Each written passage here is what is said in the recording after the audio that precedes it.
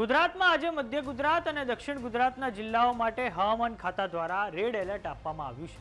આ માટે 5 વરસાદી સિસ્ટમ સક્રિય થયેલી છે। દરિયાઈ વિસ્તારમાં પવનની ગતિ વધુ રહેવાની અને દરિયો તોફાની બનવાની સંભાવનાના પગલે હવામાન વિભાગ દ્વારા આગામી 3 દિવસ સુધી માછીમારોને દરિયો ન ખેડવાની કડક સૂચના પણ આપવામાં આવી છે। એક તરફ ભરૂચના નેત્રંગમાં આજે આભ ફાટ્યું છે તો બીજી તરફ સુરતમાં આર્મીને તૈનાત કરી દેવામાં આવી છે। આવો જાણીએ સમાચાર વિસ્તારથી। નમસ્કાર, જમાવટ સાથે હું છું પાર્થ।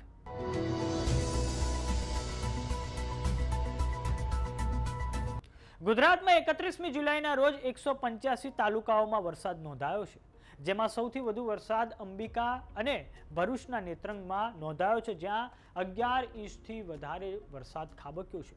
સૌપ્રથમ વાત કરીએ ભરૂચ જિલ્લાની તો નેત્રંગમાં 11 ઇંચ જેટલો વરસાદ ખાબક્યો છે।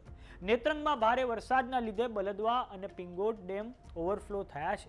નેત્રંગમાં આ વરસાદના લીધે ચુકલોટ ગામે જવાનો મુખ્ય માર્ગ પાણીમાં ગરકાવ થઈ જતા ગામ સંપર્ક વિહોણું બન્યું છે। આ ઉપરાંત હાંસોડ પંથકમાં 3.5 ઇંચ જેટલો વરસાદ નોંધાયો છે। આ ભારે વરસાદના કારણે ખેતીને વ્યાપક નુકસાન થવાની ભીતિ સેવાઈ રહી છે। ખેતરોમાં પાણી ભરાઈ જવાથી ઊભા પાકને સડો લાગવાનો અને ધોવાઈ જવાનો ભય પણ રહેલો છે। ખાસ કરીને કપાસ અને શાકભાજી સહિતના નવા વાવેતર સામે આ સ્થિતિ અત્યંત ગંભીર છે। તો આવો નજર કરીએ દ્રશ્યો પર જે ભરૂચથી સામે આવ્યા છે।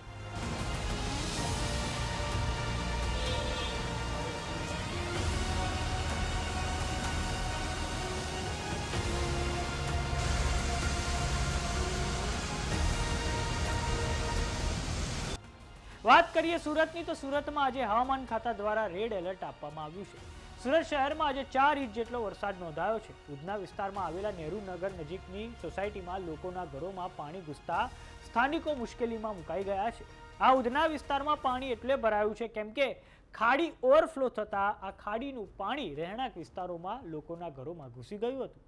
સુરત જિલ્લાની વાત કરીએ તો ત્યાં 97 જેટલા રસ્તાઓ બંધ કરવામાં આવ્યા છે, જેમાં બારડોલીના 16, માંડવીના 15, અરેઠના 19, માંગરોળના 30, ઉમરપાડાના 11, મહુવાના 2, અંબિકાના 2 રસ્તાઓ બંધ કરવામાં આવ્યા છે। તો હવે સુરતમાં કોઈ પણ આકસ્મિક પરિસ્થિતિને પહોંચી વળવા માટે લિંબાયત વિસ્તારમાં આર્મીની ટુકડીને પણ સ્ટેન્ડ બાય રાખવામાં આવી છે। આવો નજર કરીએ દ્રશ્યો પર જે સુરતથી સામે આવ્યા છે।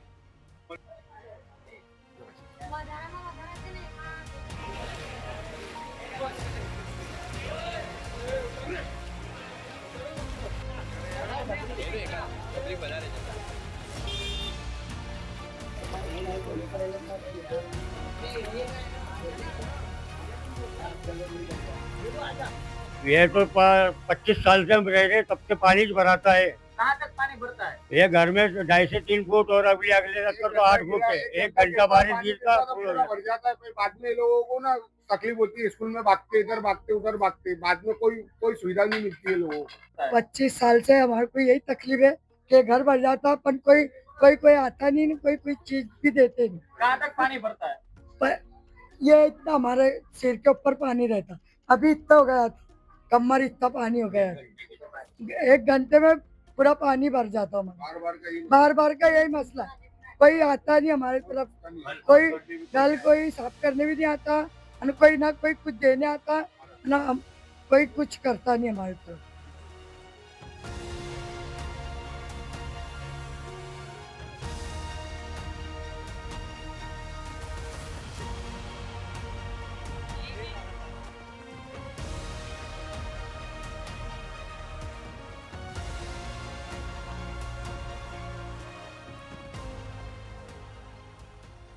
વાત કરીએ નવસારી જિલ્લાની તો ઉપરવાસમાં પડેલા ભારે વરસાદના કારણે પૂર્ણા નદીની સપાટીમાં એકાએક વધારો થયો છે।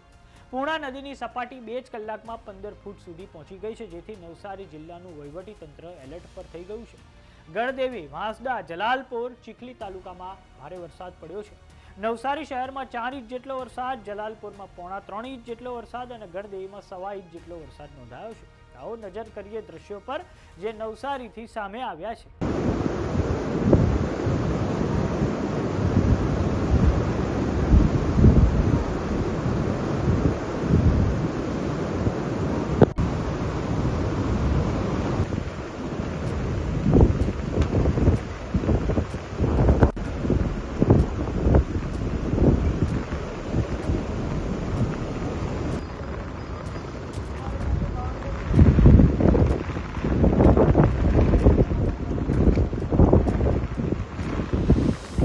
વાત કરીએ ડાંગ જિલ્લાની તો ત્યાં સતત વરસી રહેલા ભારે વરસાદના કારણે કાવેરી નદીના જળસ્તરમાં પણ ઝડપી વધારો નોંધાયો છે, જેમાં માત્ર 2 જ કલાકમાં નદીની સપાટી 5.5 ફૂટથી વધીને 14.50 ફૂટે પહોંચી ગઈ છે. નદીમાં પૂરની સ્થિતિને ધ્યાનમાં રાખીને તંત્ર દ્વારા સમગ્ર સ્થિતિ પર સતત નજર રાખવામાં આવી રહી છે, તેમજ સાવચેતીના ભાગરૂપે નદી કાંઠાના ગામો અને બિલીમોરા શહેરના નીચાણવાળા વિસ્તારોમાંથી લોકોને સલામત સ્થળે ખસેડવાની કામગીરી પૂરજોશમાં શરૂ કરી દેવામાં આવી છે.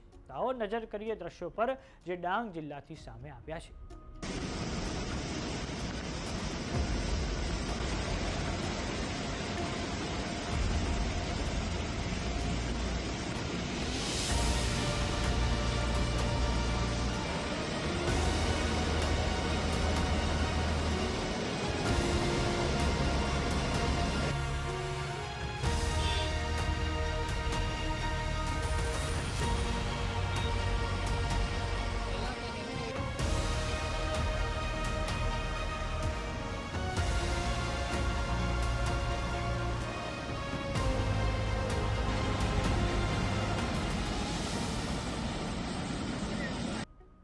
તો હવે દર્શક મિત્રો આપણે હવામાન ખાતાની આગાહીની મદદથી સમજીશું કે આજે ગુજરાતના કયા જિલ્લાઓ માટે રેડ એલર્ટ અને ઓરેન્જ એલર્ટ આપવામાં આવ્યું છે. તો આજે 31મી તારીખ છે.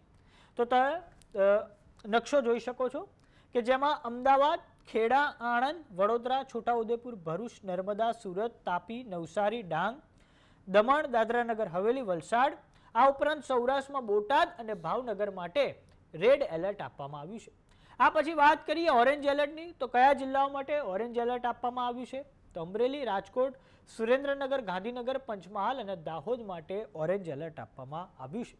બંગાળની ખાડીમાં જે વરસાદી સિસ્ટમ બની, આ વરસાદી સિસ્ટમ મધ્ય ભારત થઈને જે ગુજરાત પર આવી તેના કારણે હાલમાં આ તમે જે સાર્વત્રિક વરસાદની સ્થિતિ જોઈ શકો છો. હવે વાત કરીએ આવતીકાલની એટલે કે 1લી તારીખની. તો 1લી તારીખે કયા વિસ્તારો માટે રેડ એલર્ટ અને ઓરેન્જ એલર્ટ આપવામાં આવ્યું છે. તો 1લી તારીખે દર્શક મિત્રો રાજકોટ, ભાવનગર, બોટાદ, સુરેન્દ્રનગર, અમદાવાદ અને આણંદ માટે રેડ એલર્ટ આપવામાં આવ્યું છે.